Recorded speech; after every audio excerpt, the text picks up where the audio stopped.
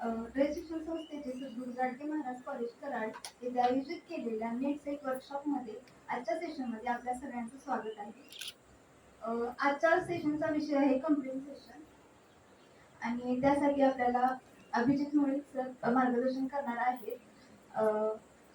मी सरांचं सर्वप्रथम स्वागत करते. वनवटे सरांना मी विनंती करते की त्यांनी सरांचं स्वागत करावं.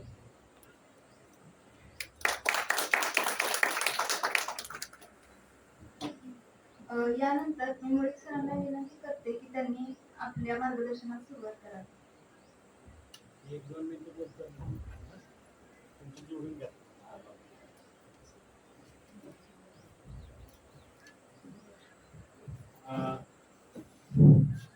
सरांना त्यांचं लॅपटॉप जोडूपर्यंत मी एक दोन मिनिटं तुमचा वेळ मध्ये घेतो. कारण आजचे जे वक्ते आहेत हे आपले घरचे आहेत, परंतु तुम्हाला आम्हाला सर्वांना अभिमान वाटला पाहिजे असे मुळीक सर आहेत. या वर्षी आपल्या महाविद्यालयाला 3 पेटेंट मिळालेले आहेत. एक doctor Mansi Patil botany, number 2 doctor Girish Pendharkar microbiology, आणि तिसरं 2च दिवसापूर्वी डिक्लेअर झालेलं आहे. त्याच्यामध्ये डॉक्टर अभिजित मुळीक सर, सागर तनपुरे सर आणि प्राचार्य मोहन मार्तांडे सर यांना जर्मनचा पेटेंट मिळालेला आहे. आपल्या सर्वांच्या वतीने त्यांचं अभिनंदन. त्यानंतर दुसरं असं की त्याने आधीच सांगितलं होतं की मला सेटनेटचा कोणताही टॉपिक द्या, पण त्यांच्या वाटणीला आजचा हा टॉपिक आलेला होता, नेट सेटची परीक्षा काय आहे. ज्यावेळी आम्हाला राशीनकर सर मिळणार नाहीत आणि दुसरा पर्याय कोणता घ्यायचा, त्यावेळी अभिजित मुळीक सर होते. तुम्हाला त्यांचं ऐकल्यानंतर राशीनकर सरांची नक्की आठवण होईल, कारण त्यांचे ते चेलेच आहेत आणि सर्व टॉपिक वरती त्यांचा हात काढणार. कॉम्प्रिहेन्शन हे फक्त नावाला त्यांना दिलेलं टॉपिक आहे, पण त्यांना बोलायचं असतं सेट नेट वरती. त्यांनी त्यांच्या नावच दिलेलं आहे, discussion on set net exam. हे मुख्य हे आवश्यक आहे, कारण अभिजित मुळीक हा आता आमच्या केमिस्ट्रीतला याला पर्याय नसणारा माणूस. दुसरं असं की सर MSc BSc हे टोटल थ्रो डिस्टिंक्शन आहे. PhD सरांची झालेली आहे आणि MBA सुद्धा सरांनी केलेली आहे. जवळजवळ 12 वर्षाचा सरांचा टीचिंगचा एक्सपिरियन्स आहे. रिसर्च मध्ये खूप मोठा हातखंड आहे. मला वैयक्तिक अभिमान वाटतो की या लोकांच्या बरोबर मला काम करायची संधी मिळते. पूर्ण हसरं व्यक्तिमत्व आणि या विषयावरती आवड असणार, हातखंड असणार. परवा राशीनकर सर आले होते, त्यावेळी सर होते, तुम्ही ऐकलं असेल की 1 महिन्याचा आम्ही प्रोग्राम सेट करतो. त्याची फी थोडी जास्त राहील हे आम्हाला पण जाणीव आहे, परंतु त्याचा आउटपुट नक्की चांगला असेल. आम्हाला जो विद्यार्थी येईल तो पास झालाच पाहिजे या दृष्टीने आम्ही प्रयत्न करणार आहे आणि त्याची मदत माझ्यावरती आणि मुळीक सरांच्या वरती सरने दिलेली आहे. एक चांगलं तज्ञ व्यक्तिमत्व आज या ठिकाणी लाभलेलं आहे. मी त्यांचं स्वागत करतो आणि अभिजित सरांना मी विनंती करतो की त्यांनी आपला विषय पुढे कंटिन्यू करा. थँक्यू.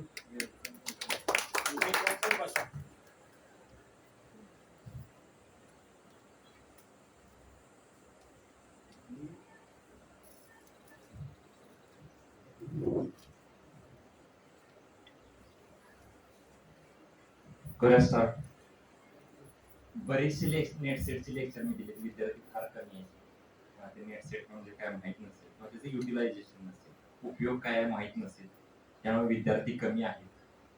बऱ्याच कॉलेजला मी लेक्चर्स दिले नेट सेट वरती, YC वरती दिले.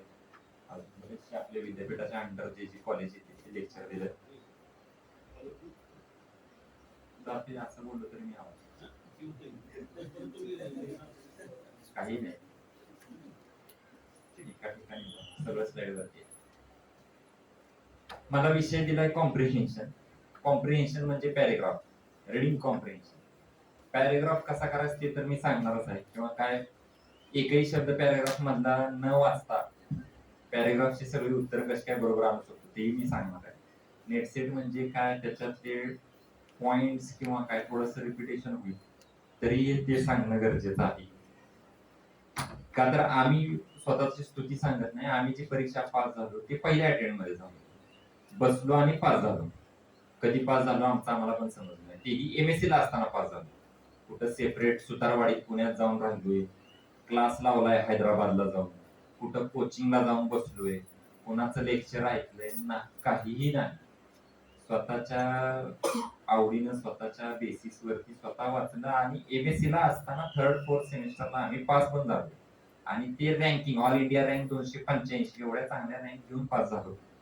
आणि मग ते कसं करता येईल, MSc ला असताना अपेरिंगला कसं पास होता येईल, सहजासहजी कसं पास होता येईल, हे मी माझ्या विद्यार्थी मागे बसलेतच, माझ्याही विद्यार्थ्यांना मी सांगतो. केमिस्ट्रीचं सेपरेट माझं लेक्चर आहे आणि ते लेक्चर घेताना किंवा सेट नेटचं लेक्चर घेताना मी माझ्या विद्यार्थ्यांना नेहमी फिक्स येणारे प्रश्न 20 प्रश्न मी आता सांगू शकतो, की जे नाही आले प्रश्न परीक्षेत तर मी काय तुम्ही म्हणाल ती चॅलेंज ऐकायला तयार आहे. केमिस्ट्रीतले विषयातले मी 20 प्रश्न सांगते, 100% येणार. कुठलाही प्रश्नपत्रिका काढायची नेटची आणि सेटची 20 प्रश्न आणि तेवढ्यावर आरामशीर पास होऊ शकतो. तेवढेच 20 प्रश्न क्रिटिकल असतील की ज्याच्यावर पासिंग ठरतं किंवा ज्याच्यावर मेरिट ठरतं. तसं आज पण मी तुम्हाला काय ट्रिक्स देईन, सोप्या ट्रिक्स देईन, काय छोटे छोटे प्रश्न कसे सोडवता येतील, खात्रीने येणारे प्रश्न आहेत. बरेचसे मी 20 प्रश्न जवळजवळ घेतले, ट्रिक्स आहेत. राशनकर सरांनी पहिल्या दिवसात सांगितले असेल, पण त्याच्याही पुढच्या मी ट्रिक्स देईन. तेच प्रश्न अजून सोप्या पद्धतीने कसे सोडवता येतील, काय ट्रिक्स वापरता येतील, फॉर्म्युला वापरता येतील. तर स्टार्ट करूया आपण. नेक्स्ट पहिला फॉर्म्युला की to succeed we must first believe that we can. Pass व्हायला पहिल्यांदा वाटायला लागते की मी पास होऊ शकतो. बऱ्याच वेळा आपल्या विद्यार्थ्यांकडे इन्फेरियरिटी कॉम्प्लेक्स असतो. 2-3 कॉम्प्लेक्स असते, सुपेरियरिटी कॉम्प्लेक्स आणि इन्फेरियरिटी कॉम्प्लेक्स.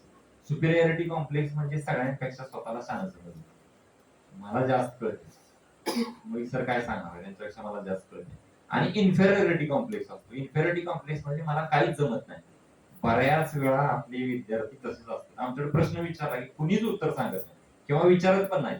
परवा दिवशी आम्ही आयपीचं लेक्चर घेतलं, इन्फॉर्मेशन टेक्नॉलॉजीचं, इंटेलेक्चुअल प्रॉपर्टी राईट्सचं. तो वक्ता असा होता की प्रत्येक स्लाइडला प्रश्न विचारत होता आणि आमचे विद्यार्थी कधीच बोलत नव्हते, का तर इन्फेरियरिटी कॉम्प्लेक्स आहे, मला येईल का नाही, मी पास होईन का नाही सेट नेट, हा प्रश्न पहिल्यांदा असतो. ज्या दिवशी वाटतं की मी पास होणार आहे, आम्ही ठरवून गेलेलो की आता जो सेटचा अटेम्प्ट देणार आहे किंवा आता जो नेटचा अटेम्प्ट देणार आहे हा माझ्या आयुष्यातला शेवटचा अटेम्प्ट आहे.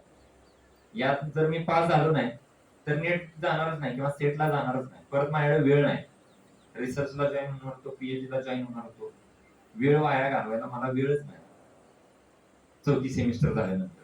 मग ठरवलं की झालो तर MScच्या 4 सेमिस्टर मध्येच होणार, नाहीतर त्याच्यानंतर नेट सेटचा प्रश्नच नाही. का तर वाटत होतं खात्रीनं होणार आहे. घरी गेलो नाही आम्ही, माझ्या विद्यार्थ्यांना पण मी सांगतो, MScच्या काळात हॉस्टेलला राहिलो होतो आम्ही विद्यापीठात. 4ही ज्या सुट्ट्या होत्या, दिवाळी सुट्टी, उन्हाळी सुट्टी, दिवाळी सुट्टी, उन्हाळी सुट्टी, घरी गेलोच नाही, हॉस्टेलला थांबलो. ह्या 4 आयुष्यातल्या महत्वाच्या सुट्ट्या आहेत, म्हणजे काय घरी परत जाणारच आहे. आणि त्या 4 सुट्ट्यात 4 स्पेशलायझेशन वाचली आमची, 4 विषय वाचले, अपेरिंगला पास झालो.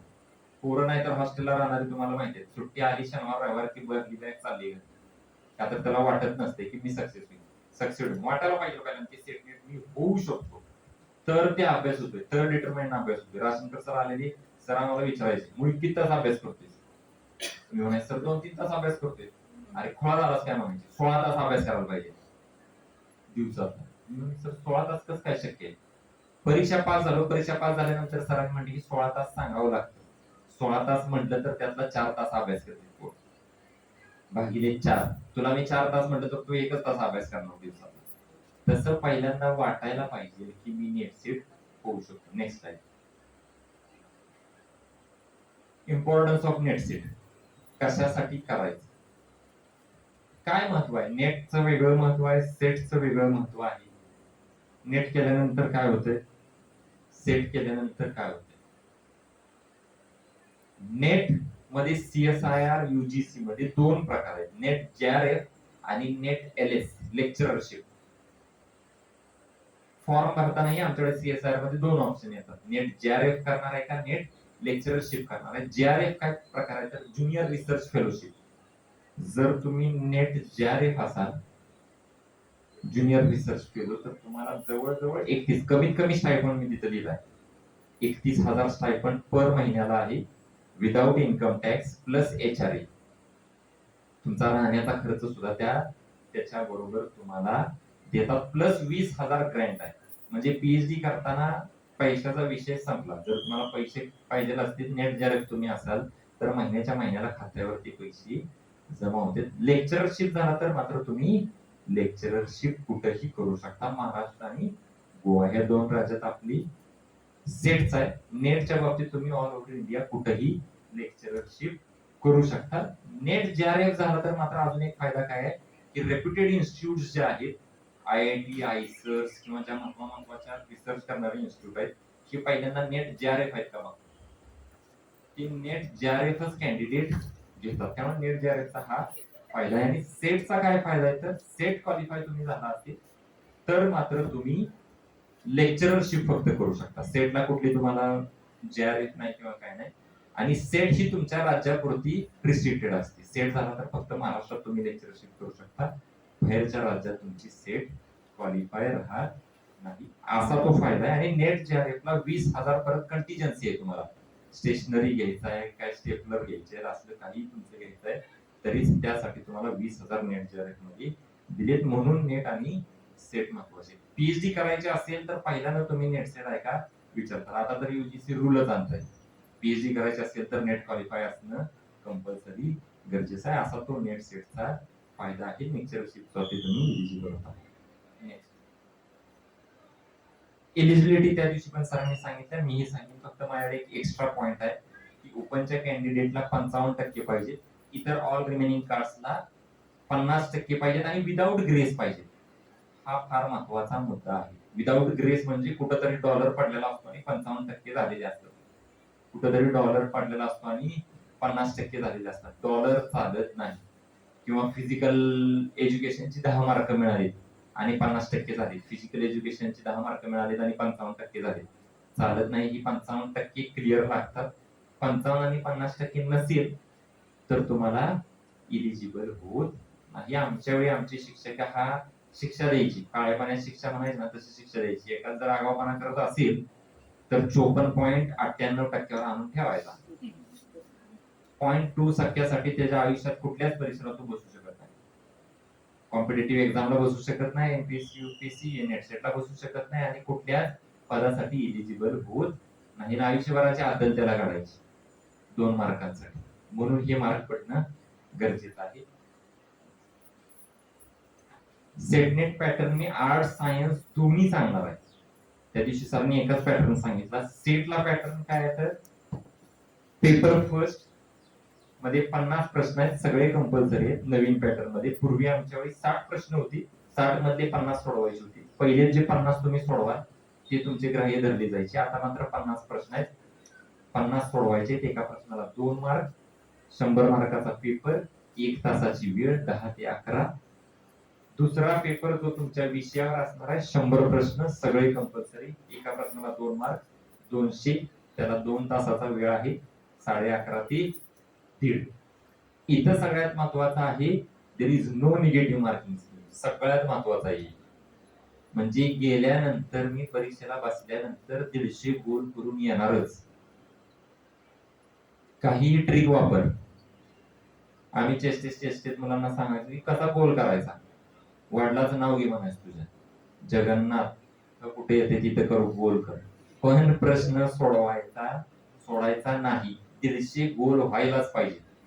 अगदी शेवटला अगदी वेळ मिळत नाही, सुपरवायझर यायला लागलाय, सगळे पेपर करेक्ट करायला लागलाय, 15 बेंचवर मी आहे, तर सगळे सीच्या सी कर, राहिलेले सगळे सी कर. 20 सी केलेस तर त्यातले 5 तर सी असतील. चुकण्यापेक्षा ते 5 प्रश्न मिळतील, बरोबर आहे का. रॅन्डम केलं ABCD तर सगळे चुकू शकतात, पण सगळे सी केले तर सगळेच चुकले असं होणार नाही. त्या 20 प्रश्नातले 5 तरी सी असतील. म्हणायचं ते सी तर कर गडबडीत, पण प्रश्न सोडायचा नाही. सेटच्या बाबतीत प्रश्न गोल केल्याशिवाय बाहेर यायचं नाही. नेटच्या बाबतीत थोडासा प्रश्न वेगळा आहे. CSIR नेट मी पहिल्यांदा घेतली, म्हणजे सायन्स वाल्यांची, सायन्सची CSIR कंडक्ट करतो. Council for scientific research and industrial research असं scientific and industrial research CHIR हे कंडक्ट करतं. त्यांचा पॅटर्न वेगळा आहे. पार्ट ए त्यांनी 3 पार्ट केले एकाच पेपर मध्ये. पार्ट ए मध्ये 20 प्रश्न असतात, त्यातले 15 सोडवायचे. एका प्रश्नाला 2 मार्क, 30 मार्क. इथं निगेटिव्ह मार्किंग आहे 0.5. पार्ट बी मध्ये 40 प्रश्न आहेत विषयावरती, त्याच्यातले 35 सोडवायचे. एक प्रश्न 2 मार्काला 70, इथं पण निगेटिव्ह आहे. पार्ट सी 60 प्रश्न आहेत, त्याच्यातले 25 सोडवायचे. 100 मार्काला, टोटल 200 मार्काची परीक्षा. निगेटिव्ह मार्किंग स्कीम पण 1 मार्क जातो इथं. 3 तासाचा वेळ आहे. टफनेस काय असेल विचार करा. तिसऱ्या सेक्शन मध्ये 60 प्रश्न दिलेत, त्याच्यातले 25 सोडवायचे. केवढे ऑप्शन्स दिलेत म्हणजे 200% आहेत ऑप्शनचे. 25 दुने 50 आणि वर अजून 10 प्रश्न दिले. 60 मधले 25 सुटू नये तरीही सुटत नाही. एवढा टफनेस त्या सी पार्ट मध्ये आहे. बी पार्ट, ए पार्ट सोपा आहे. आमच्या विद्यार्थ्यांसाठी, सायन्सच्या विद्यार्थ्यांसाठी तर मी सांगतो पार्ट ए सोडवूच नका. बरेचसे टफ प्रश्न असतात. विमान एवढ्या वेगानं चाललंय, त्यातनं मी हे पॅकेट एवढ्या वेगानं सोडलं तर जमिनीवर किती वेळानं पोहोचेल, एवढं कॅल्क्युलेशन आणि एवढा वेळ नाही. वेळ आहे फक्त 3 तास. ट्रिक्स माहित असतील, कसं सोडवायचं माहित असेल तरच ती सुटते. त्यामुळे ते ट्रिक्स आपण आज बघणार आहे. नेक्स्ट UGC नेट आर्ट्स वाल्यांचं UGC करते, आमचं CSIR करतं. याच्यात 100 मार्काला पहिला पेपर आहे, 50 प्रश्न आहेत. दुसऱ्या पेपर मध्ये 100 प्रश्न आहेत, एक प्रश्न 2 मार्काला. 3 तासाचा वेळ आहे, 180 मिनिट्स. आणि इथंही निगेटिव्ह मार्किंग नाही UGCच्या बाबतीत. CSIR ला आहे, UGCच्या बाबतीत निगेटिव्ह मार्किंग स्कीम नाही. नेक्स्ट पुस्तक कुठली वापरायची तीही 1-2 मिनिटात 2 स्लाइड मध्ये सांगतो. ब्रिजमोहन दायमाचं पुस्तक आहे. आता हल्ली रेकमेंड करत नाहीत लोक, पण चांगलं पुस्तक आहे. पुस्तकांचे फोटो का सांगितले, विद्यार्थी म्हणतात पुस्तक मिळत नाही लायब्ररीत. निदान ते कव्हर बघितलं तर त्याला लायब्ररीत सापडतं. कसल्या कलरचं पुस्तक आहे ह्याच्यावर मी माझ्या विद्यार्थ्यांना पण सांगतो की ग्रे कलरचं पुस्तक आहे, ग्रीन कलरचं पुस्तक आहे, ऑरेंज कलरचं पुस्तक आहे. का सांगतो तर त्या कव्हर वरनं तरी त्याला लक्षात राहते की कसल्या कलरचं पुस्तक आहे. पहिलं पुस्तक ब्रिजमोहन दायमाचं आहे, त्याच्यानंतर शशिकांत शिंदेचं आहे. नेट सेट JRF अनिवार्य पेपर क्रमांक 1 संपूर्ण मार्गदर्शन. सगळे पॉइंट्स वाईज घेतलंय त्यांनी. त्याचे प्रश्न उत्तर प्रॅक्टिस क्वेश्चन्स दिलेले आहेत. क्रिस्टी वर्गेसी हे एक पुस्तक चांगलं आहे. Christy Varghese CSIR net general aptitude new outlook एकदम चांगलं पुस्तक आहे CSIR च्या बाबतीत. हे प्रश्न कसे सोडवायचे, अवघड प्रश्न सोपे कसे करता येतील ती. त्याच्यानंतर उपकार पब्लिकेशन हे सगळ्यात बेस्ट आहे. उपकार पब्लिकेशन कसं वापरायचं तेही मी तुम्हाला सांगतो. आपला पोर्शन वाचायचा, विषयाचा असो किंवा पहिल्या पेपरचा असो, आणि त्याचे प्रश्न उपकार पब्लिकेशन मध्ये सोडवायचे. हे उपकार सोडवल्यानं काय फायदा होतोय तर आपली लेवल वाढत जाते. आपल्याला लक्षात येते की सेटनेटला कशा प्रकारचे प्रश्न विचारले जातात आणि मी उत्तर कसं देऊ शकतो. हे प्रॅक्टिस जर आपण केलं नाही तर बऱ्याच वेळा काय होतं, बऱ्याच पोरांचं असं फसतं की वाचत जातात. सर मी 1.5 वर्ष वाचतोय तरी पास होईना, का तर प्रश्न कसे येतात माहित नाही. ते नॉलेज अप्लाय कसं करायचं वाचलेलं हे कळत नाही, आणि मग ते नॉलेज अप्लाय कसं करायचं ह्याचं उत्तर उपकार पब्लिकेशन देतं. ते प्रश्नच विचारताना असं अवघड विचारतं की तुम्हाला तुमचं नॉलेज अप्लाय करावं लागतं. आणि मग त्या टॉपिक वरचे जर तुम्ही 100 प्रश्न उपकार मध्ये सोडवले तर तुम्हाला परीक्षेत प्रश्न कसा येणार आहे ह्याचं उत्तर 100% मिळेल. NTA UGC आता तुम्हाला माहिती आहे की दोन्ही एक्झाम्स NTA ने घेतले, national testing agency. NTA UGC यांचं नेट JRF सेट हे पुस्तक जे आहे अरिहंत पब्लिकेशनचं वरती आहे बघा कोपऱ्यात, अरिहंत पब्लिकेशन. हे अरिहंत पब्लिकेशन सुद्धा चांगलं आहे. उपकार आणि अरिहंत दोन्ही बेस्ट पब्लिकेशन्स आहेत. यातलं कुठलंही पुस्तक वाचलं तरी चालतं. आणि याच्या नंतर शेवटला आम्ही असं सांगतो की पुस्तक कुठलं वाचावं. जर कोणी विचारलं आमच्याकडे आले आणि विचारले की सर नेटसेटला कुठलं पुस्तक वाचू, तर एका वाक्यात त्याचं उत्तर आम्ही देतो की तुला ज्याच्यातनं समजतंय ते पुस्तक तू वाच. सिनियरचं ऐकायचं नसतं. आमच्याकडे नेट सेट झालाय, ते सांगतोय इनऑर्गॅनिक केमिस्ट्रीसाठी जेडीली वाच, पहिल्या पानापासून शेवटच्या पानापर्यंत वाच. पास झालेला असतोय, ऐकावं लागतं. त्यानंतर म्हणलं मी इथपर्यंत पाण्यात उभा राहून अभ्यास केलाय, होय म्हणायला. पास झालाय तो सेट नेट, पास झालाय तो एमपीएससी, तू केलायस बाबा अभ्यास, काही त्यानं सांगितलं तरी हो तू केला. आणि मग ते म्हणते पुस्तक अख्खं वाचून काढ, पहिल्या पानापासून शेवटच्या पानापर्यंत. 350 पानाचं पुस्तक, त्यातनं विचारलं जाते 5 मार्काचं. हे उगाच वाचत बसतोय 6 महिने, आउटपुट काहीच नाही, याला काही समजत नाही. ऑथर असतोय फॉरेनचा, त्याचं इंग्लिश टॉप लेवलचं, त्याचं आणि आमचं कुठंच मेळ खात नाही. त्याच वेळेला पॅरल पुस्तक जर मी घेतलं, जगदंबा सिंग आहे आमचं, भारतातला इंडियन ऑथर आहे, त्याचं इंग्लिश आणि माझं इंग्लिश सारखंच आहे, त्याच्या लेवल आणि माझी लेवल सारखीच आहे, त्यातनं वाचलं तर समजतं. मग पॉइंट काय आहे, महत्वाचं काय आहे, मला समजणं महत्वाचं आहे, कन्सेप्ट कळणं महत्वाचं आहे. कुठल्याही पुस्तकातनं वाचलं तरी त्या धड्यातला तो पॉइंट मला समजणं महत्वाचं आहे. म्हणून आम्ही काय सांगतोय, तुला ज्या पुस्तकातनं समजतंय, ज्याची भाषा समजते, ज्याच्यातनं कन्सेप्ट समजतोय, जे पुस्तक मला वाचायला सोपं वाटते, ते पुस्तक निवड. 4-5 पुस्तक घे, एक धडा वाचून बघ. जो ऑथर मला चांगला वाटतोय तो ऑथर, उगाच मी सांगतोय म्हणून पुस्तक वाचण्यात अर्थ नाही, एक्स्ट्रॅक्ट काहीच होत नाही. म्हणून एका वाक्यात शेवटला सांगितलं, तुम्हाला जे चांगलं वाटतंय ते पुस्तक वाचा. नेक्स्ट हे पॅटर्न सरांनी सांगितलेला कसा पॅटर्न होतोय. आता सगळ्यात महत्वाचं सिलेबस. सिलेबस कशासाठी सांगायचा आहे, सगळे सांगतील किंवा मागच्यानी सांगितलं असेल, पुढचेही सांगतील, पण मी सिलेबस एका वेगळ्या अँगल मधनं सांगतो. नेहमी मी हा नेटसेटच्या पहिल्या पेपरचा सिलेबस वेगळ्या अँगल मधनं सांगतो. का तर ही अत्यंत महत्वाची परीक्षा आहे. का अत्यंत महत्वाची परीक्षा आहे, तर याच्यातनं आम्ही शिक्षक निवडणार आहे, प्राध्यापक निवडणार आहे. आणि प्राध्यापक हे पद छोट नाही, आपल्याला किंमत देत नाही, पण हे पद छोट नाही. मी माझ्या वर्गात नेहमी सांगतो माझे विद्यार्थी की ज्यावेळी पहिल्यांदा पगार ठरवायचा चालला,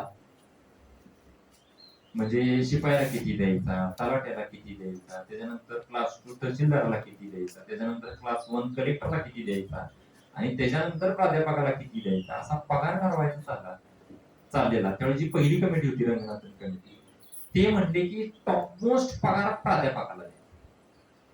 कलेक्टर पेक्षा 1 रुपये का होईना जास्त पगार प्राध्यापकाला पाहिजे. नवीन लागणारा कलेक्टर आणि नवीन लागणारा प्राध्यापक, आम्ही आणि कलेक्टर, तर आम्हाला पगार 1 रुपये का होईना जास्त पाहिजे. का जास्त पाहिजे 1 रुपये का होईना पगार, असा प्रश्न विचारल्यानंतर ती म्हणली, त्या कलेक्टरला सुद्धा घडवणारा शिक्षकच असतो, प्राध्यापकच असतो. त्या प्राध्यापकाचा अपमान होऊ नये. जर विद्यार्थ्यापेक्षा शिक्षकाला पगार कमी असेल तर तो त्याचा अपमान करेल, म्हणून त्याला पगार जास्त आहे. आणि मग जर एवढा महत्वाचा प्राध्यापक असेल, जो ही विद्यार्थी घडवणार आहे, जो ही प्राध्यापक घडवणार आहे, तर तो माणूस ऑलराऊंडर पाहिजे. त्या दिवशी सरांनी सांगितलं बघा, स्मार्ट पाहिजे, सगळंच त्याला यायला पाहिजे. He should know something from everything.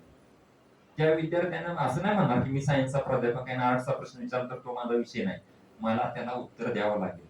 त्याला कॉमर्स माहित पाहिजे, त्याला आर्ट्स माहित पाहिजे, त्याला सगळंच माहित पाहिजे. अशी ती ऑलराऊंड पर्सनॅलिटी पाहिजे, तर आणि तरच त्याला प्राध्यापक करा. आणि त्यामुळे त्याला कलेक्टर पेक्षा जास्त पगार द्या, आणि त्याचा रिस्पेक्ट ही कलेक्टर पेक्षा जास्त आहे. आपल्याला प्राध्यापकाला कोणीही भेट नाही, आम्ही लग्नात गेलो तर थटून जाते, तेच कलेक्टर आला तर त्याच्या मागं पुढे माणूस फिरते, का तर ही सिस्टीम राहिली नाही, प्राध्यापक त्या लेवलचा राहिला नाही. किती लोक असे आहेत की ज्यांचे लेक्चर ऐकायला विद्यार्थी स्वतःहून येतील. आम्ही शिक्षक बघितले, आमचा इंग्लिशचा तास तुम्ही बघा, आमच्याकडे विद्यार्थी बसतच नाहीत. सायन्सच्या विद्यार्थ्यांतर इंग्लिशचा तास काय माहितीच नसतो.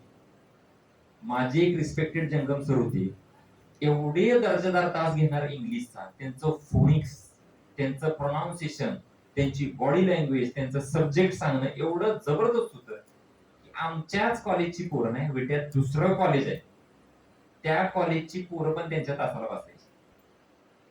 उभा राहून, मागं उभा राहिलेली पोरं असायची, वर्गात बसायला जागा नाही, उभा राहून लेक्चर ऐकायची. पण जंगम सरांचा तास कुणीही बुडवत नव्हतं. एवढं दर्जेदार इंग्लिश, एवढं दर्जेदार फोनिक्स, एवढं दर्जेदार शिकवत होती. आणि मग असा दर्जेदार शिक्षक जर तुम्हाला पाहिजे असेल तर तो सगळं माहित असणारा माहित पाहिजे. ऑलराऊंडर असणारा माणूस पाहिजे. आणि मग सेट नेट घेताना त्याच्या सगळ्या गोष्टी चेक करा. कॉम्प्रिहेन्शन वर मी येणार आहे. का चेक करायचं आहे कॉम्प्रिहेन्शन, त्याचं पण मी रिझन सांगणार आहे. त्याच्या मेंदवाचे सगळे कप्पे तपासा. प्रत्येक कप्प्याला हात जायला पाहिजे क्वेश्चन पेपरला. तो डिसिजन कुठे घेतो, एमपीएससी युपीएससी. एमपीएससी पण मी क्वालिफाय होतो, केमिकल अनालायझर इंटरव्ह्यू देऊन आले. ती काय चेक करते, त्यांना बाकीचं बघायचं नाही, याचं पाठांतर किती चांगलं आहे, किती हुशार माणूस आहे, गोल्ड मेडल आहे का, टॉपर आहे का. नो, त्यांना चेक काय करायचं आहे, एखादी समजा क्रिटिकल कंडिशन आली तर हा माझा अधिकारी कसा वागतोय.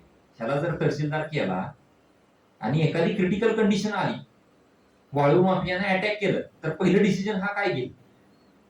हे डिसिजन मेकिंग, हे त्याचा हा मेंदवाचा कप्पा किती फास्ट डिसिजन घेतोय, टेन्शन बिअरिंग कॅपॅसिटी आहे का, टेन्शन आलं तर काय करतोय, हे सगळं चेक करणं. हजरजबाबीपणा आहे का. एखाद्या विद्यार्थ्यानं ऐनवेळी वर्गात प्रश्न विचारला आणि तो प्रश्न जर मला येत नसेल, मला माहित नसेल, तर मी पोलाइटली किती उत्तर देतोय, हे चेक करण्याचं काम कोणाचं आहे, सेटनेटचं आहे. म्हणून त्यांनी सांगितले की असा पोर्शन डिसाइड करा की जे मेंदवाच्या प्रत्येक पार्ट मधनं एकदा तरी रक्त फिरून यायला पाहिजे पेपर सोडवताना. आणि मग त्या टेस्ट मधनं कळेल की किती लायकीचा हा प्राध्यापक होऊ शकतो. म्हणून सिलेबस टाकला. एक एक वाक्य मी सांगेल एका एका पॉइंटवर कसं हे उपयोगी आहे. पहिला पॉइंट, टीचिंग ऍप्टिट्यूड. प्रकृती, उद्देश, शिक्षण. का शिक्षण द्यायचं हे माहित पाहिजे त्याला. काय बोलायचं आहे विद्यार्थ्यांसमोर, कसं बोलायचं आहे, शिक्षण काय आहे, कशासाठी शिक्षणाचा फरक काय होतोय. 10वी पिक्चर आलाय आता, बरोबर आहे का, नवीन नेटफ्लिक्स वरती, अभिषेक बच्चन. बघा पिक्चर आवर्जून. सीएम असतोय, लिहायला वाचायला येत नाही, काहीच येत नाही, जेलमध्ये गेल्यानंतर 10वी पास करतोय आणि मग त्याच्या वागण्या बोलण्यात काय फरक पडतोय. आणि एंडला म्हणतोय की मला मुख्यमंत्री पद नको, शिक्षा मंत्री करा मला. शिक्षेचं महत्व मला सांगायचं आहे. ते शिक्षकाला माहित पाहिजे, म्हणून पहिला पॉइंट सिलेबस.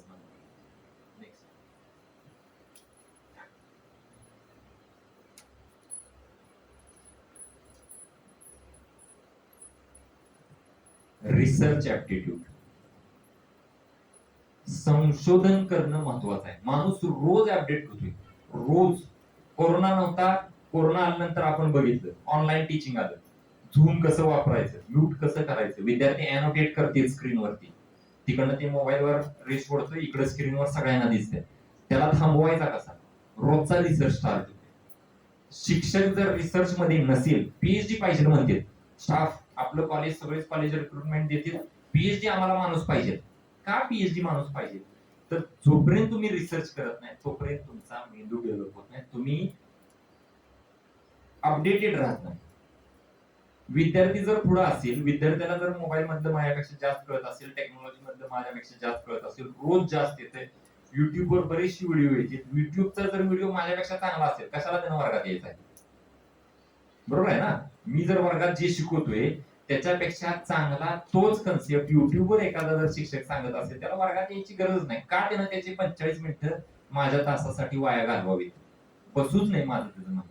आणि मग हे अपडेट पाहिजे असेल तर रिसर्च असणं गरजेचं आहे. पीएचडी शिक्षक पाहिजे म्हणते, रिसर्च राहिला तर तुम्ही अपडेटेड राहा. Next, reading comprehension.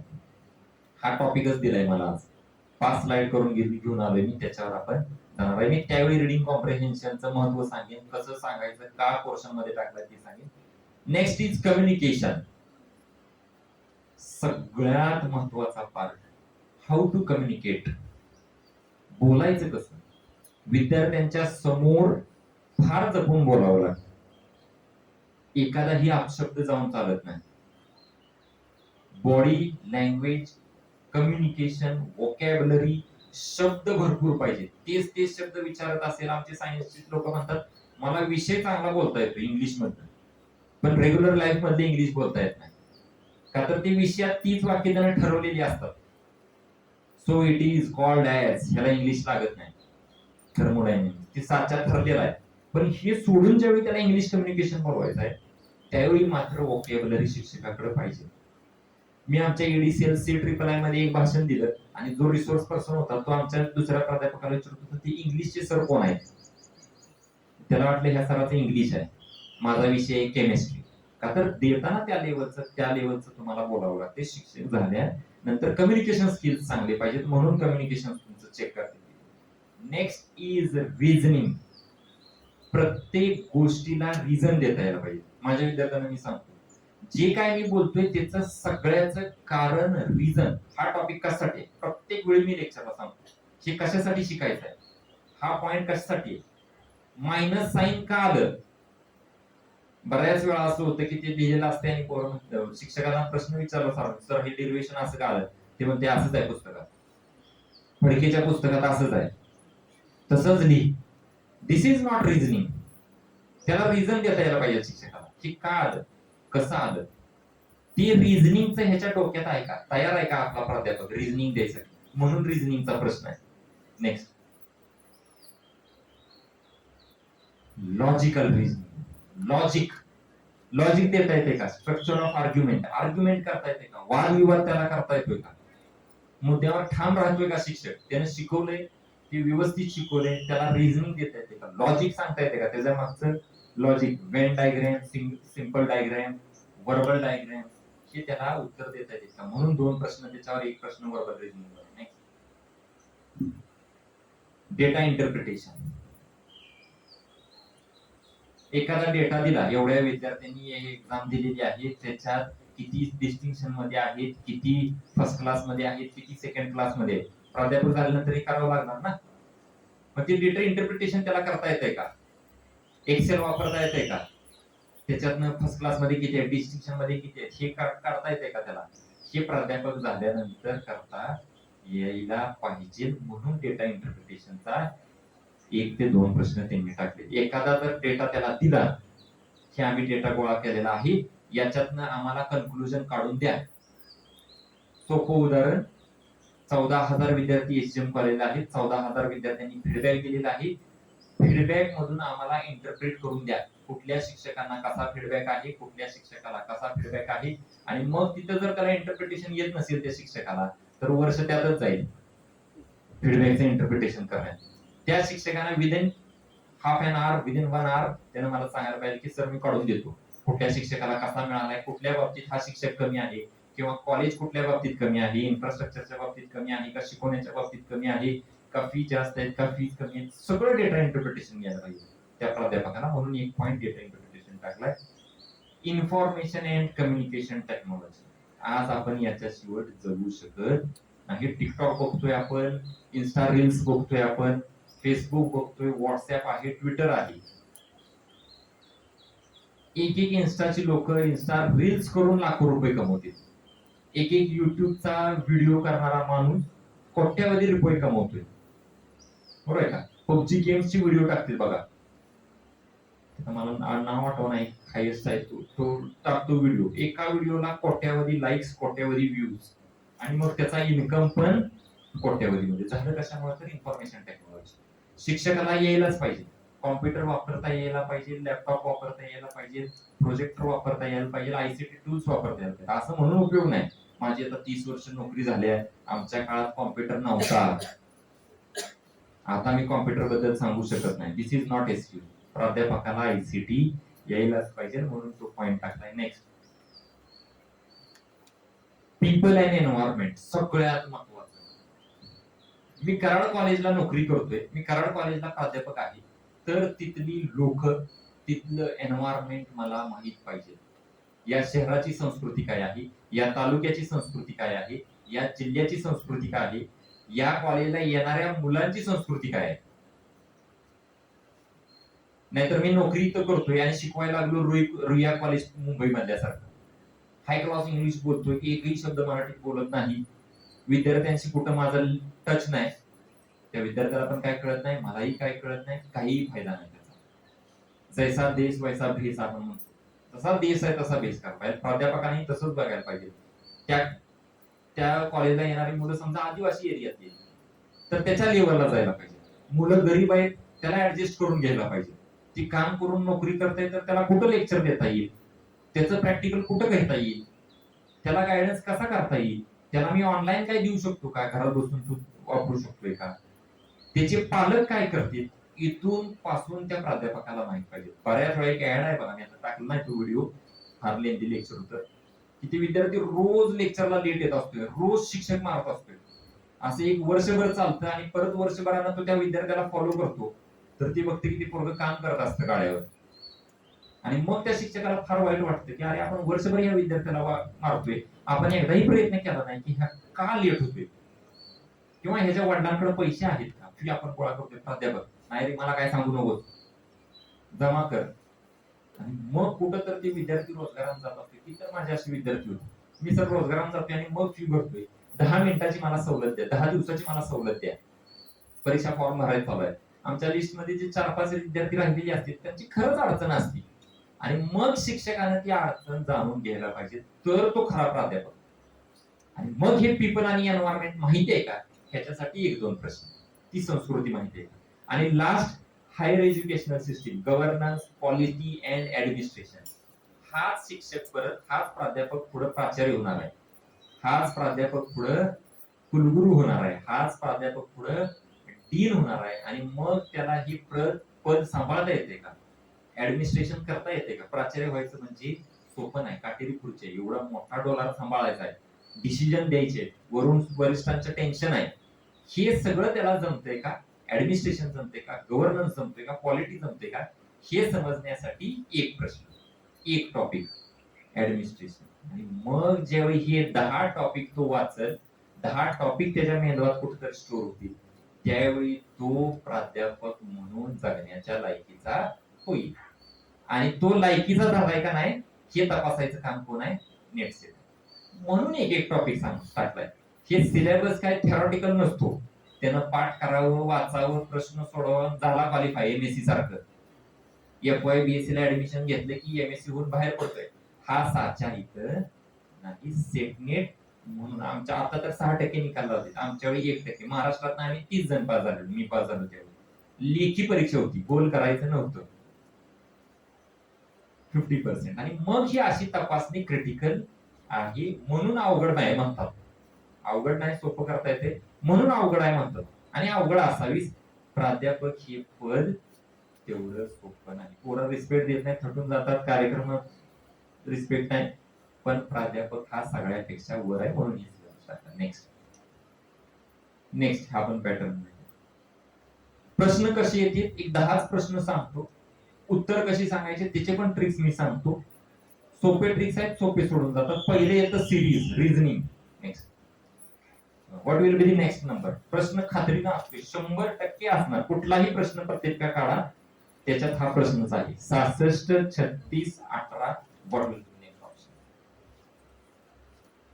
ट्रिक्स आहेत, कॅल्क्युलेशन्स आहेत. पुढची स्लाइड किंवा नेक्स्ट उत्तर मी लगेच देतोय. कॉम्प्रिहेन्शन वर पण मला बोलायचं आहे, 5-6 स्लाइड. 41 मिनिट झाले जवळजवळ. What will be the next option.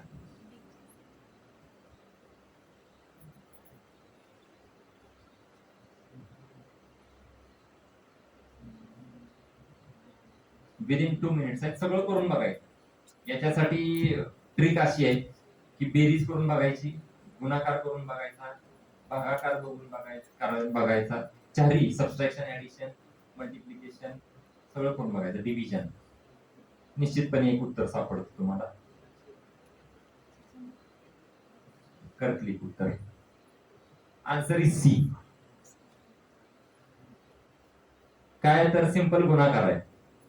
66 चा 6 36, 36 चा 6 18 आणि 8 गुणिले 1 8.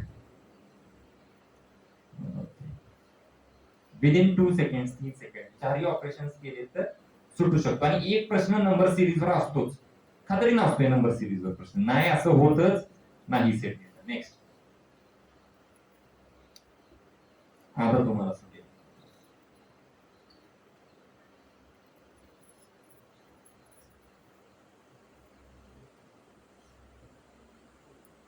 ट्रिक देतो मी,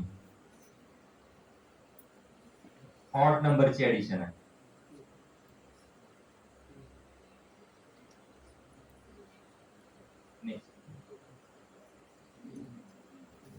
आन्सर डी आहे. उत्तर पण सांगा. 0 - 3 3, 3 - 8 5, 8 - 15 7, 24 वजा 15 9 आणि वरचे सगळे उत्तर सगळे ऑड नंबर आहेत 3 5 7 9 अशी ते नंबर सिरीजची ट्रिक आहे. थोडस डोकं चालवावं लागतं तुम्हाला ते नंबर सिरीज पण.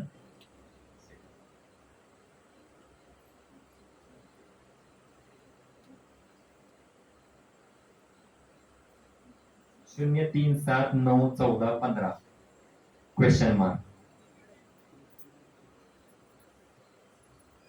पहिला ट्रेंड येतो आपल्याला वाटतं ऑड नंबर आहे मध्येच तो ट्रेंड ब्रेक होतोय 14 15 येते लागून आणि परत 21 28 येते. नेक्स्ट सांगतो आन्सर इज सी 21.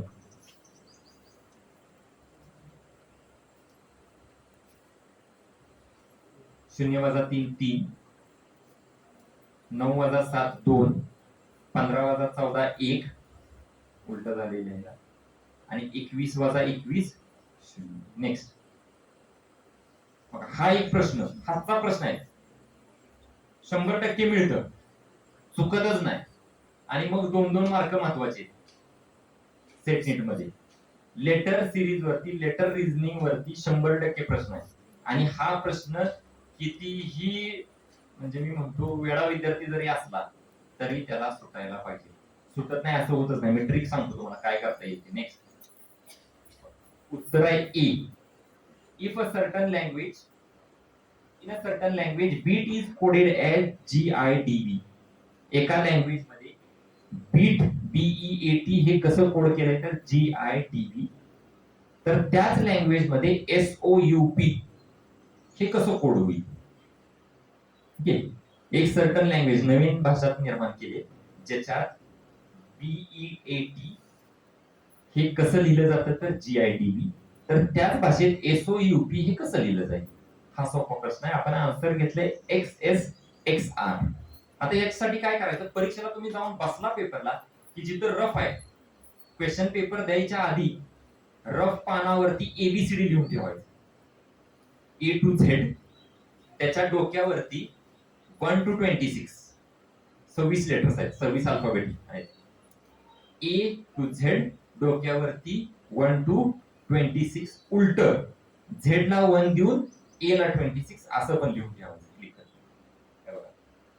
लिहिलं मी खाली ABCD to Z डोक्यावरती काय लिहिले 1 to 26 लिहिलं आणि मग कॅल्क्युलेट करायचं. B चं झालंय G बघा B चं G प्लस 5 घरं पुढे गेलोय मी. नेक्स्ट E चं झालंय I 4 घरं पुढे गेलोय FGHI. पुढं A चं झालंय D 3 घरं पुढे गेलोय. पुढं T चं झालंय V 2 घरं पुढे गेलोय. म्हणजे कसं गेलोय 5 4 3 आणि 2 तेवढी घरं तेवढ्या पुढचं अल्फाबेट मी घेतलंय. कुठला शब्द मला कोड करायचा आहे सोप. S च्या पुढं 5 जाणार O च्या पुढं 4 जाणार U च्या पुढं 3 जाणार आणि P च्या पुढं 2 जाणार. आलं XSXR. एवढा सोपा प्रश्न आहे.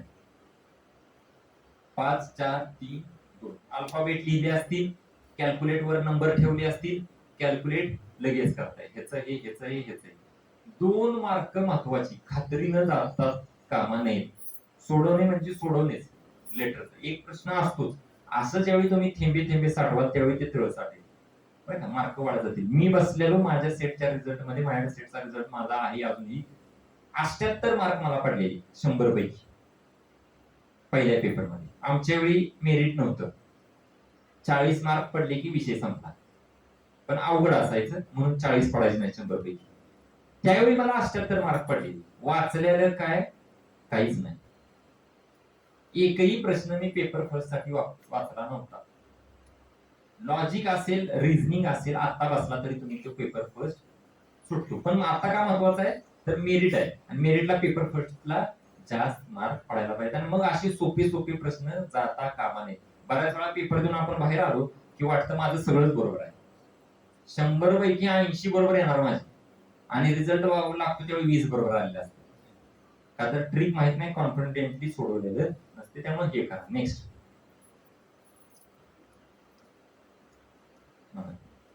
सांगितलेली ट्रिक. ए ला 1 दिलाय, झेड ला 26 आलाय. दुसऱ्या सिरीज मध्ये काय केलंय, ए ला 26 घेतलाय आणि झेड ला 1. काहीतरी रिलेशन लावलेलं असते, उलट सुलट, म्हणून हे दोन्ही करायचं. नेक्स्ट बघा, त्यातलाच प्रश्न विचारला, आताच मी तुम्हाला दाखवले. ऍड कोड केलंय 20, बॅड कोड केलंय 40, कॅट काही. गडबड करायची नाही, सगळे ऑप्शन वाचायचे. पहिल्या ऑप्शन वरती, दुसऱ्या ऑप्शन वरती विसंबून नाही, 4ही ऑप्शन कोडिंग करायचं, नंबर बघायचे त्याच्या डोक्यावरची ए टू झेडच्या, आणि मग उत्तर शोधून काढायचं. जर तुम्ही लिहून ठेवला असेल ए टू झेड आणि वरती डोक्यावर 1 ते 26, तर हा प्रश्न 30 सेकंदात सुटायला पाहिजे, आणि सुटतोच. सांगा आन्सर इज सी. कसं आलं ते पण दाखव. मग आपण मगाशी नंबर केलेले, ए ला 1 नंबर, बी ला 2 नंबर आहे, आणि टी 20वा नंबरचं अल्फाबेट आहे. जर ए ला आपण 1 नंबर दिला असेल तर टी किती नंबरला येतो, 20व्या नंबरला येतो. आणि मग सिंपल गुणाकार केलाय. ऍड मध्ये ए 1, टी 20, बॅट मध्ये बी 2, ए 1, टी 20, कॅट मध्ये सी 3, 1 आणि 20. नंबर लिहून ठेवले असतील, no problem. Next time sequence. Next बघा, त्या दिवशी सरांनी सांगितलं की कसं येणार, पुढचा दिवस येणार लीप इयर हे. पण त्याच्याही पुढे जाऊन मी सांगतो लीप इयर कसं काढता येऊ शकतं. तर त्याच्यासाठी मी सांगितलं बघा, a year divisible by 4 is leap year. ज्या वर्षाला 4 न भाग जातोय ते वर्ष काय आहे, लीप इयर. आणि मग ते प्रश्नात आलंय का बघायचं. ते साल जर प्रश्नात आला असेल तर 1 दिवस पुढे जाणार आहे. आज मंगळवार असेल, 23 एप्रिल 2022 शनिवार आहे, 23 एप्रिल 2024 रविवार येणार आहे. पण या दोघांच्या मध्ये जर दोन्हीपैकी कोण एक लीप इयर असेल तर तो 1 दिवस पुढे जाणार आहे. 23 एप्रिल कधी येईल, सोमवारी. मग लीप इयर काय आहे, divisible by 4. In case of century a leap year is that which is divisible by 400. त्याचा हे होत आहे, फक्त 2 शून्य मी वाढवलेले. नेक्स्ट बघा, it's a Monday on 1st January 2000. What day it will be on 1st January 2002. या दोघांच्या मध्ये लीप इयर येते, आणि लीप इयर आल्यामुळे मंडेचं डायरेक्ट काय येते, वेडनेसडे. Next Thursday. पुढे नेक्स्ट बघा, उत्तर दिले त्याचं. 1 जानेवारी 2000 ला मंडे असणार, 1 जानेवारी 2001 ला वेनसडे असणार. का तर 2000 हे साल लीप इयर आहे, त्याच्यात 1 वाढून पुढचा दिवस येणार, आणि 1 जानेवारी 2002 ला थर्सडे येणार. ओके. नेक्स्ट हे ट्रिक्स. ह्या टाइम साठी 2-3 गोष्टी काय लक्षात ठेवायच्या आहेत. एका वर्षात 365 दिवस, म्हणजे 365 भागिले 7, 52 आठवडे. 1 दिवस म्हणून एका वर्षाच्या पहिल्या तारखेला जो वार असेल त्याच्या पुढील वार दुसऱ्या वर्षाच्या पहिल्या तारखेला असेल. 1 जानेवारीला मंगळवार असेल 2000 ला, तर 1 जानेवारी 2001 ला बुधवार असणार, 1 जानेवारी 2002 ला गुरुवार असणार. लीप इयर नसेल तर. लीप वर्षात फेब्रुवारी महिना हा 29 दिवसांचा असतो, इतर वेळी तो 28 दिवसांचा असतो, म्हणून 1 दिवस पुढे जाते. लीप इयर आलं की फेब्रुवारी 29 दिवसाचा, 29 दिवस म्हणलं की 1 दिवस पुढे जाणार. मंगळवार येत असेल तर बुधवार येणार. नेक्स्ट बघा, हा क्वेश्चन जरा मी त्या दिवशी घेतला. त्या आकृतीत किती ट्रायंगल्स आहेत सांगा.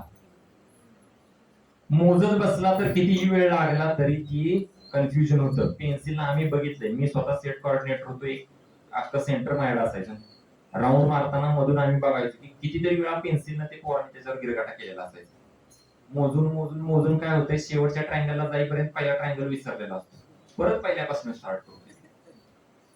मग सरांनी n into n minus 1 divided by 2 हा फॉर्म्युला त्या दिवशी सांगितला. या फॉर्म्युल्याने तुम्ही हे ट्रायंगल काढू शकता. त्याच्याही पेक्षा सोपा फॉर्म्युला माझ्याकडे. नेक्स्ट 15 उत्तर आहे. कसं काढू शकतो तर ट्रायंगलला 5 4 3 2 1 नंबर द्या. 5 4 3 2 1 सगळ्यांची बेरीज करा. 5 अधिक 4 अधिक 3 अधिक 2 अधिक 1 उत्तर आलं 15. पण हे सोपं झालं बरोबर का. एवढं पण सोपं लगेच सेट विचारत नाही. तपासायचा शिक्षक करायचा आहे त्याला. शिक्षक सोपा नाही. नेक्स्ट पुढचा प्रश्न आता सांगा.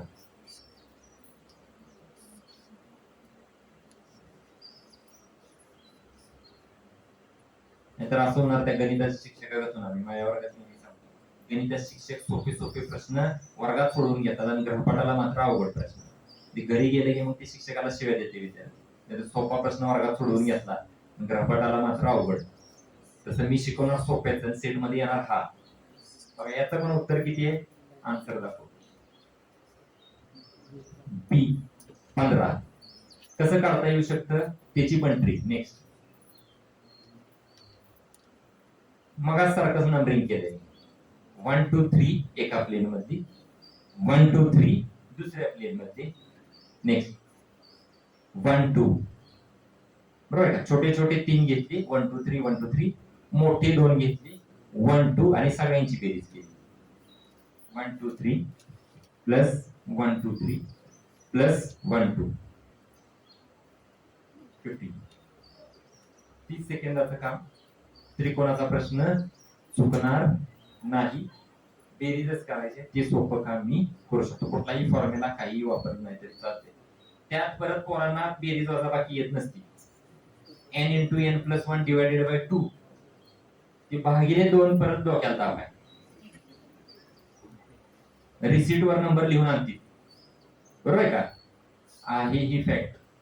सुपरविजन करायला गेल्यावर कळते त्याला जो त्याचा रोल नंबर आहे समजा 1,05,246 आहे मध्ये इंग्लिश मध्ये लिहावं लागतं. 1,02,000 असं लिहायला सांगितलं समजा तर त्याला ते लॅकचं स्पेलिंग येत नसतं. 8चं स्पेलिंग येत नसतं. 9चं स्पेलिंग येत. इथं बेरीज सगळी करू शकते. तिथं चुकत नाही. पैशाचा व्यवहार आहे बरोबर आहे का. बेरीज सगळी इथेच 1 2 3 1 2 3 1 2 बेरीज केली 15. नेक्स्ट आता त्रिकोण झालं. कधी कधी चौकोनाचा प्रश्न येऊ शकतो. असे डायग्राम दिले आणि विचारले खालील आकृतीत चौरसांची संख्या ओळखा. मोजत नाही बसू शकत. 1 2 3 4 1 2 3 4 परत तिसऱ्या ओळीत 4 आहे चौथ्या ओळीत 4 आहे हा इकडे 4 झाला इकडे 2 झाला इकडे 2 झाला.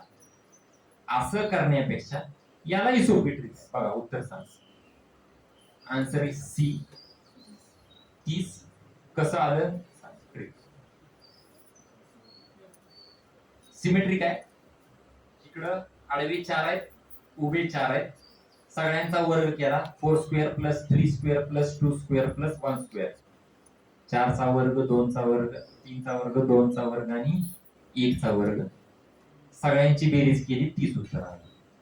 माहित असेल तर 10 सेकंड सुद्धा पुरेशी आहेत आणि वेळ वाचवायचा आहे बरोबर आहे का. सगळ्यात महत्वाचा प्रश्न काय आहे तर ह्याच्या बाबतीत वेळेचा प्रश्न आहे. सेटनेटच्या बाबतीत विचार करण्यातच मी कितीतरी कॅन्डिडेट तुम्हाला दाखवू शकतो की वेळ पुरत नाहीत म्हणून वर्षानुवर्ष नापास आहेत. आणि मग अशी ट्रिक माहित असेल तर प्रत्येक प्रश्न 10 सेकंदात सोडवू शकतो आणि जे अवघड आहे ते मात्र मी शेवटला ठेवू शकतो. नेक्स्ट चौकोन घेतले आयत घेऊ शकतो. खालील आकृतीत आयतांची संख्या सांगा. उलट सुलट खालचे 3 पकडले तरी एक आयत होऊ शकतो. वरचे 3 पकडले तरी एक आयत होऊ शकतो. खालचे 4 पकडले एक आयत. वरचे 4 पकडले एक आयत. वेगवेगळे रेक्टँगल्स होऊ शकतात. व्हॉट इज दी फॉर्म्युला बघा. मग असं एकच रूलने सगळे करतात. 6 5 4 3 2 1 बेरीज केली 21 उत्तर आलं.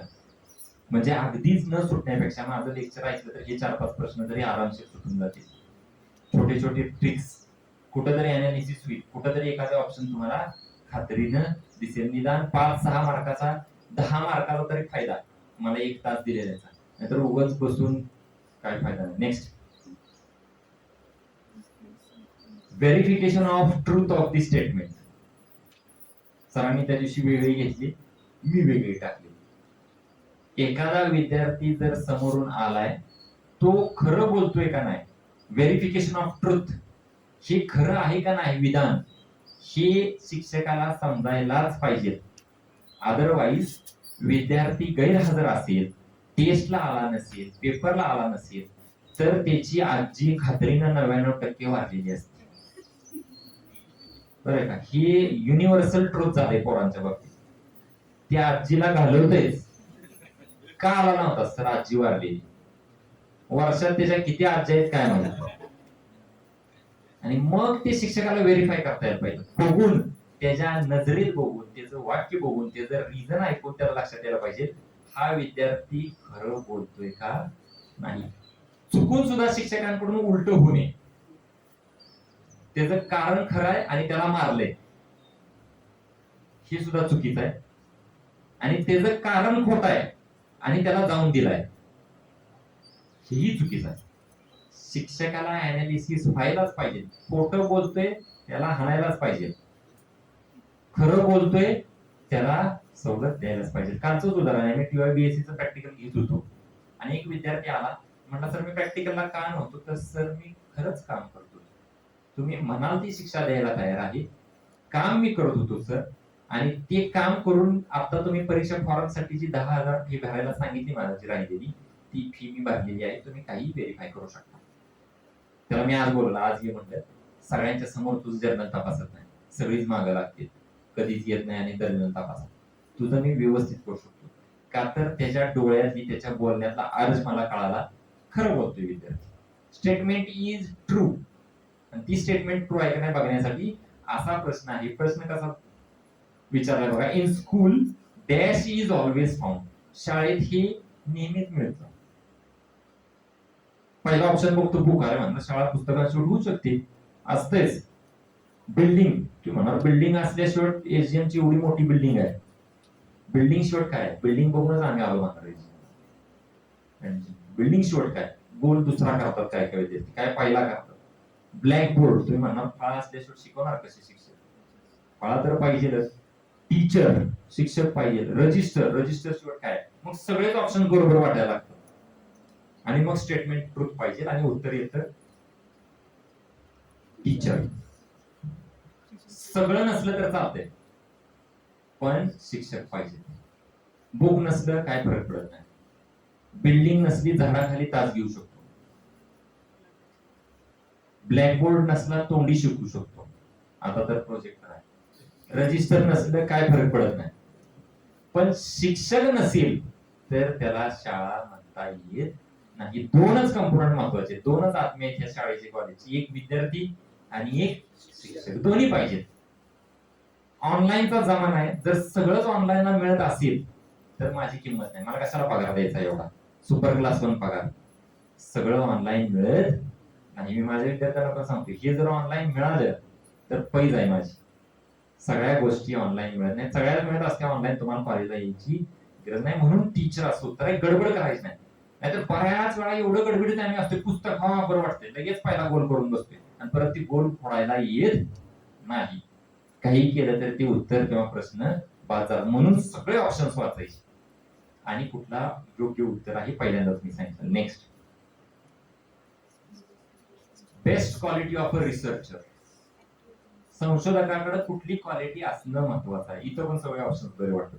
क्युरिओसिटी, उत्सुकता, ऍक्टिव्ह इमॅजिनेशन, कल्पकता पाहिजे, इमॅजिन करायला यायला पाहिजे, एबिलिटी, क्षमता पाहिजे, ऑल दी अबव. आता ही ऑल दी अबव आणि नन ऑफ दिस ही दोन ऑप्शन्स पोरांची फार आवडतीची असतात. ती दिसते की तीच गोल करते. ऑल दी अबव, त्याला वाटते 90% नाही 99% ऑल दी अबव येणार किंवा नन ऑफ दीज येणार. असं नसतं, ते फसवण्यासाठी सेटनेट कॉम्पिटिटिव्ह एक्झाम मध्ये तर ती फसवण्यासाठीच टाकलेलं असते. आन्सर काय दाखव. क्युरिओसिटी, क्युरिओसिटी अत्यंत महत्वाची सगळ्यात, म्हणून वरती लिहिले बेस्ट क्वालिटी.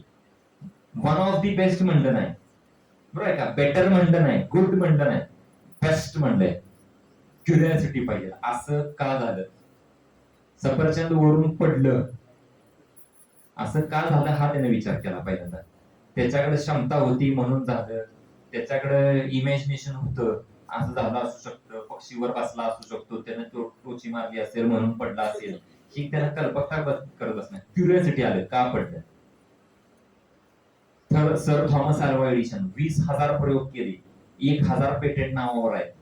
आम्ही एक झालं तर उगाच सत्कार करत बसतोय, लय मोठा सायंटिस्ट झालोय असं वाटते लोकांना. 1,000 पेटेंट त्याच्या नावावर आहेत. सगळे छोटे मोठे प्रयोग त्या सर थॉमस अल्वा एडिसनच्या नावावर आहेत. शाळेतनं काढून टाकलेला, शाळेनं चिठ्ठी दिलेली आईला की तुमचा विद्यार्थी आमच्याकडे शिकण्याच्या लायकीच नाही, घरी जाऊन घेऊन जावा.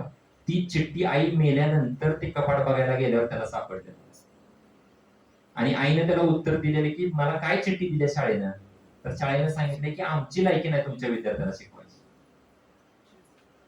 आणि त्या माणसाकडे हे 20,000 प्रयोग का केले तर क्युरियोसिटी होती. प्रत्येक गोष्टीत विचारायचं वाय, का तयार झालं, का असं झालं असेल, मग तो रिसर्च आहे. नेक्स्ट,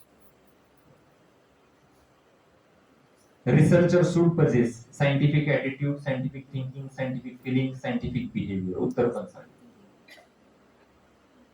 सायंटिफिक ऍटिट्यूड, थिंकिंग आहे, नुसताच विचार करत बसलाय, पीएचडी करतोय, शिक्षक विचार करत बसलाय मला असं करायचं आहे, विद्यार्थ्याला हे सांगायचं आहे, पण ऍक्टिंग नाही, नो यूज. फिलिंग्स आहेत, प्रत्येक गोष्टीत इमोशनल होतोय, विद्यार्थ्यांना काय सांगितलं रडतोय, विद्यार्थ्यांना काय झालं चिडतोय, असाही शिक्षक चालत नाही, असाही रिसर्चर चालत नाही.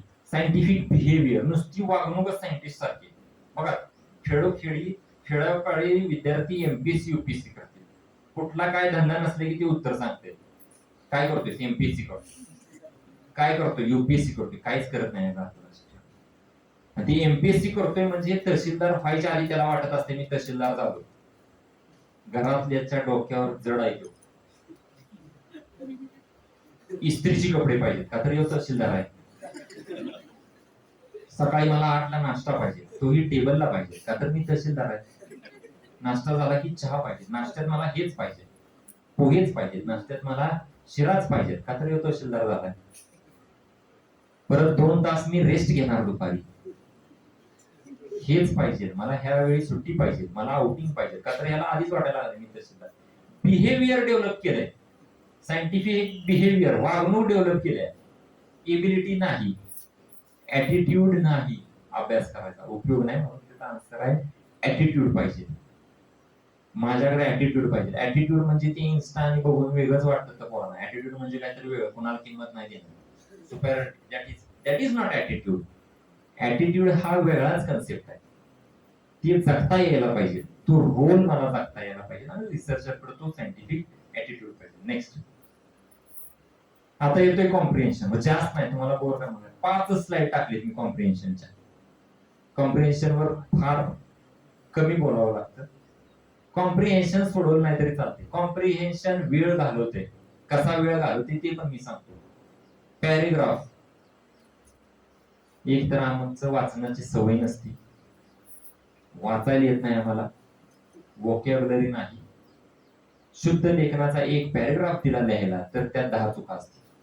बघून, वरचं बघून खाली लिहिता येत नाही. आमच्या विद्यार्थ्यांना मी नेहमी म्हणतो तर वरचं बघून खाली मेकॅनिझम काढता येईल ना पुस्तकातून, येत नाही का तर आमचं लक्ष तेवढं नाही. कॉम्प्रिहेन्शन मध्ये पॅरेग्राफ वाचावा लागतो आणि मग सेटनेट मधल्या 1.5 तासात अर्धा तास पॅरेग्राफ वाचण्यातच जातो आणि पुढचे महत्वाचे सोपे प्रश्न वर सांगितलेले ट्रायंगल, वर्ड, नंबर हे सुटून जातात आणि पॅरेग्राफचे 5 मार्काचे सोडवतो आम्ही. त्या 5 मार्कातले 3 प्रश्न येतात, 3 बरोबर येतात, म्हणजे 30 प्रश्नाच्या साठी मी 3 प्रश्न सोडवते, 30 प्रश्न पुढचे वाया जातील. What is comprehension? पुढे कॉम्प्रिहेंड या शब्दापासून ती कॉम्प्रिहेन्शन आले.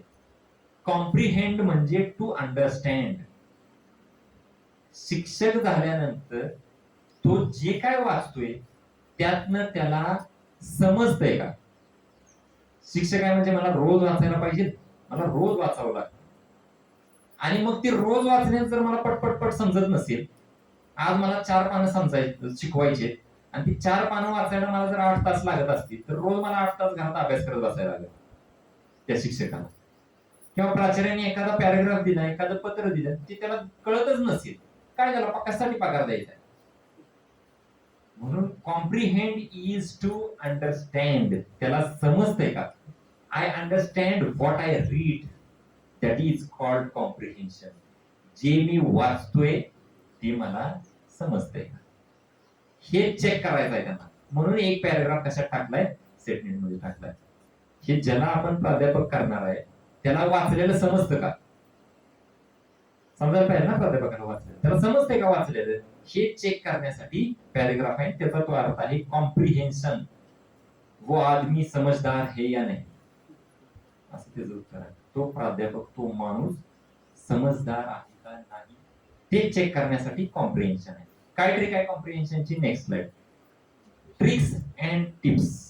पास तर व्हायचं आहे, नॉलेज मिळवायचं नंतर बघू, पहिल्यांदा मला सेटनेट व्हायला तर पाहिजे. पहिली ट्रिक काय आहे तर रीड क्वेश्चन्स फर्स्ट. पहिल्यांदा खालचे प्रश्न वाचायचे, ते पॅराग्राफच्या खालचे, आणि मग पॅराग्राफ वाचायचा. तोही कसा वाचायचा सांग मला. प्रश्न वाचले की काय होतं, लक्षात येतं की त्या पॅराग्राफ मधनं मला एक्स्ट्रॅक्ट काय करायचं. बऱ्याच वेळा काय होतं, पॅराग्राफ वाचतो, परत प्रश्न वाचतो, प्रश्न वाचला की म्हणतो अरे हे काय लक्षात नाही राहिलं काय, परत पॅराग्राफ वाचतो, परत दुसरा प्रश्न वाचतोय, परत पॅराग्राफ मधलं उत्तर शोधत बसतो. मग 5 प्रश्नासाठी मी किती वेळा पॅराग्राफ वाचला? 5 वेळा. त्याच्यापेक्षा पहिल्यांदा काय करा, प्रश्न वाचा, डोक्यात आपल्या समराईज होतं की काय एक्स्ट्रॅक्ट करायचं. हा शब्द कुठं तर आला, एक शब्द जरी लक्षात राहिला त्या प्रश्नातला तरी तो शब्द वर पॅराग्राफ मध्ये कुठंतरी सापडतो. Search answers to question. Knowledge तिथं विचार करत बसायचं नाही. इंस्टाग्रामचा समाजावरील इफेक्ट असा पॅराग्राफ असेल, उगाच ती विचार करत बसायचं नाही, समाजाची वाट लागलेली आहे, समाज पुढं काय चाललाय, त्याच्यातनं मला काय एक्स्ट्रॅक्ट करून भाषण द्यायचं नाही. मला काय पाहिजे, प्रश्न आणि उत्तर. प्रश्न वाचला तर उत्तर काय आहे ते choose correct answer. Okay, how it can be done. Next slide. Read questions, get information that is required. तेवढ्याच इन्फॉर्मेशन वर लक्ष द्या, बाकीचा त्या पॅराग्राफ मधला फापट पसारा वाचत बसायचा नाही. कन्सेप्ट आणि त्याच्या खाली उदाहरणं दिलेली असतात. बऱ्याच वेळा काय असतं, एखादा ऑथर, पुस्तक लिहिणारा किंवा प्रवचन करणारा, कीर्तन लिहिणारा, ग्रंथ लिहिणारा, ह्यांची खासियत काय आहे बघा, एकच कन्सेप्ट घेतात. इंदुरीकर महाराज, माणसाने नेहमी सत्य बोलावे, उदाहरण खाली 10 देते, उदाहरणावर 1 तास घालवते. ह्याचं असं झालं 10 मिनिटं, त्याचं तसं झालं 10 मिनिटं, त्याचं तसं झालं 10 मिनिटं. कन्सेप्ट एकच आहे, सत्य बोलावे. उदाहरण किती दिली? 10. 1 तास उदाहरणावर काढला. त्याच्या शेवट समजत नाही, उदाहरण पण द्यायला पाहिजे. दासबोध ग्रंथ तुम्ही कोणी वाचला असेल तर बघा, तो माणूस असा लिहितोय, एक कन्सेप्ट त्याने एक अध्याय लिहिलाय, एक 10 पानं नुसती उदाहरणं दिलीत. एका कन्सेप्टला 10 पानं उदाहरणं दिलीत. लोभी असू नये ह्याच्यासाठी 10 पानं उदाहरण. इथं आम्हाला उदाहरणाची गरज नाही, उदाहरणावरती प्रश्न नाही. प्रश्न कशावर आहे? कन्सेप्टवर आहे. इलिमिनेट एक्झाम्पल्स, कन्सेप्ट वाचण्यानुसार. Next, elimination.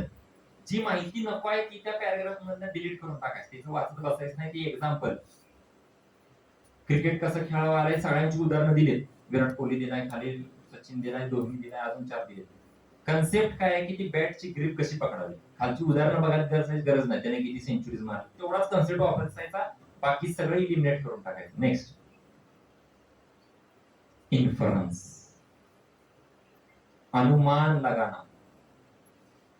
काय आहे प्रश्न, काय आहे, वरती कुठं सापडलंय, कन्सेप्ट कुठं आहे आणि अनुमान. आमच्या सायन्सच्या विद्यार्थ्यांना माहिती आहे, टेस्ट करताना 100% तिसरा कॉलम आहे इन्फरन्स.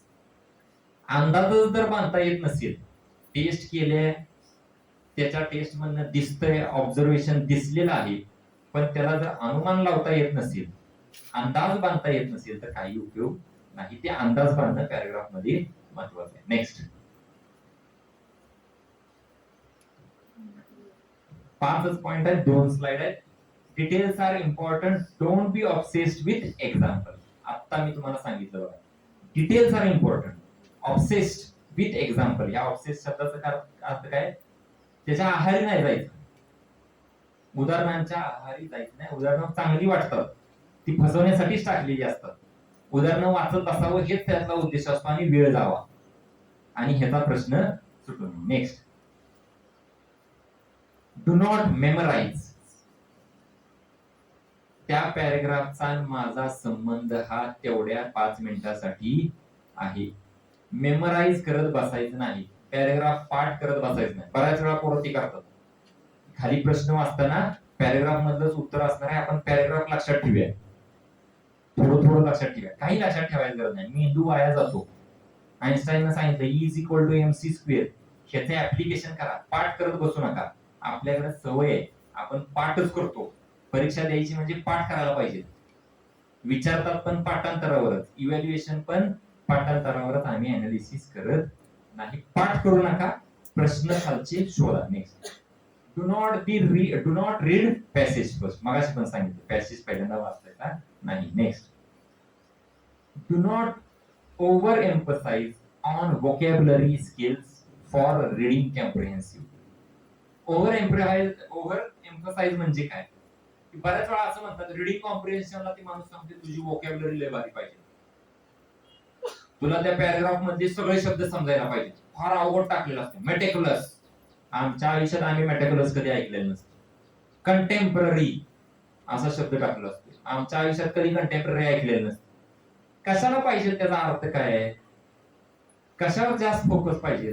नाहीतर उगाच म्हणणार डिक्शनरी वाचत बस, सगळे शब्द तुला माहित पाहिजे. vocabulary चांगली असेल तरच इंग्लिश चांगलं होतंय, तरच रीडिंग कॉम्प्रिहेन्शन. काही प्रश्न, खालचा प्रश्न आणि त्याचं उत्तर एवढंच माझा संबंध आहे. Next, do not spend time on reading comprehensive that you cannot comprehend at first. जर पॅराग्राफ समजत नसेल, वाचल्या सोडून द्या, त्याच्यावरती वेळ वाया घालवू नका.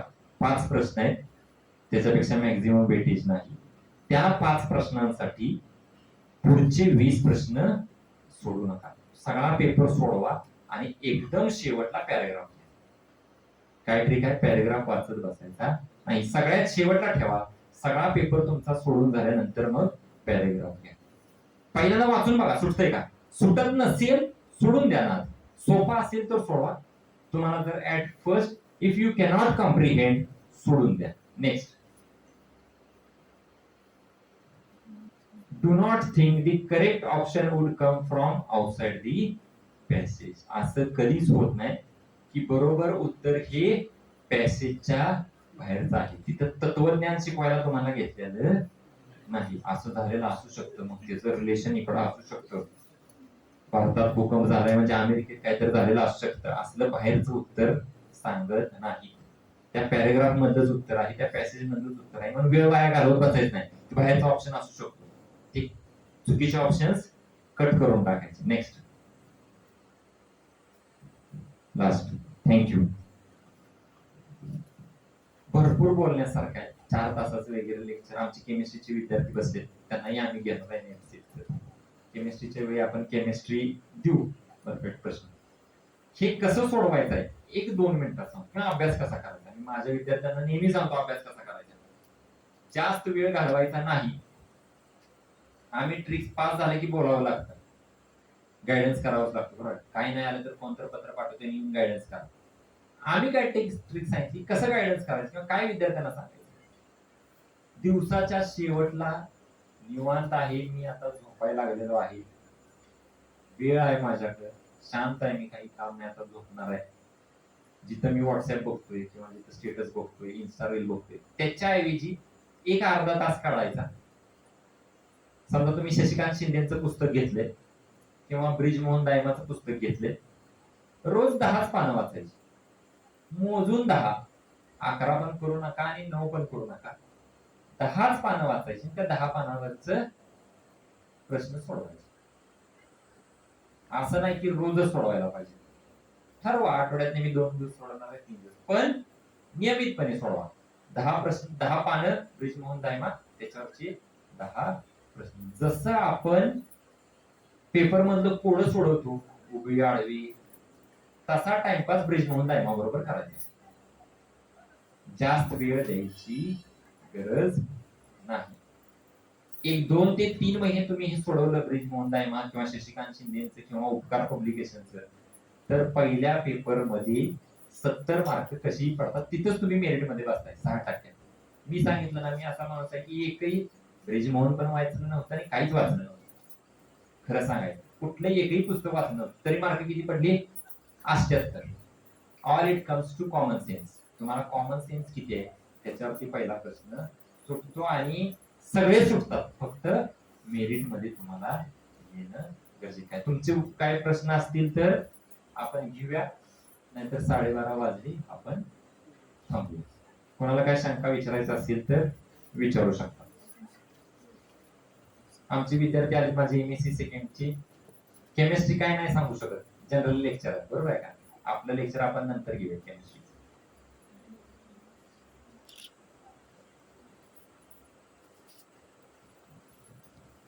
कोणाला काय शंका आहे नसेल तर थांबू. थँक्यू.